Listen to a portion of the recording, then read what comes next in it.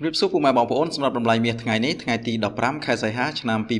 2026សម្រាប់តម្លៃមាសដុំ1គីឡូទីផ្សារអន្តរជាតិថ្ងៃនេះមានតម្លៃ$4,375ក្នុង1អោន$14,680ក្នុង1គីឡូក្រាម$5,317ក្នុង1តម្លឹង$531ក្នុង1ជីបាទនេះគឺជាតម្លៃមាសនៅលើទីផ្សារអន្តរជាតិសម្រាប់ថ្ងៃទី15ខែសីហាឆ្នាំ2026បាទអរគុណច្រើនចំពោះការទស្សនាវីដេអូមួយនេះជួបគ្នានៅវីដេអូក្រោយបន្តទៀត